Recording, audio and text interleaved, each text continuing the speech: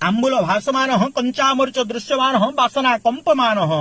ଆହା ପଢି ଚାଲିଛନ୍ତି ମାଛ ସୋରିଷ ଆମ୍ବୁଲ ଝୋଳର ନିର୍ମାଣ ପ୍ରଣାଳୀ। ବେସର ଝୋଳ ଫୁଟରୁ ଫୁଟରୁ ଫୁଟରୁ ଫୁଟରୁ ହେଇକି ଫୁଟୁଛନ୍ତି। ସତେ ବେସର ସ୍ୱାଦ ଅନନ୍ୟ, ବାସନା ଦିଅନ୍ତି ଅତି କମ୍ପମାନ। ବାସ୍ତବରେ ଏ ସୋରିଷ ଆମ୍ବୁଲ ଝୋଳରେ ଦି ଚଢୁଆ ହାତ ସାଙ୍ଗରେ ସାଇଁ ସାଇଁକିନା ଉଠିଯିବ। ହଉ ହଉ ହେଲା ଯାଇ ଧର ଥୟ, ଏବେ ମାଛ ଆଡେ କର ଲୟ। ପୁରା ଫାଷ୍ଟ କ୍ଲାସ ଗୋଟା ସେରଣା। ଶୁଣିଛନ୍ତି ନା ନାଟା ସେରଣା ମାଛ? ଗୋଟେ ଖାଇଲେ ମନ ଭର୍ତ୍ତି, ଯୋଡେ ଖାଇଲେ ମହାଫୁର୍ତ୍ତି। ମାଛ ହେଲା ପାଣି ଫଳ, ଯା ତୁଲେ ସ୍ୱାଦ ସୋରିଷ ଝୋଳ। ଏମନ୍ତ ଝୋଳରେ ଟମାଟୋ ମିର୍ସିଙ୍ଗା ପତ୍ର ନ ପଡିଲେ ସ୍ୱାଦ ଅଧୁରା, ପଡିଥିଲେ କେରକେରା।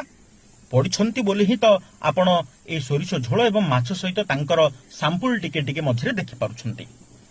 ଗଞ୍ଜାମ ଖନ୍ଦଶାଳ ପରି ଏମିତି ମାଛ ସୋରିଷ ଆମ୍ବୁଲ ଝୋଳଟିଏ କେବେ କରନ୍ତୁ, ଖାଆନ୍ତୁ, ଖୁଆନ୍ତୁ, ଜୀବନକୁ ଜୀବନ ଭଳି ଜିଅନ୍ତୁ।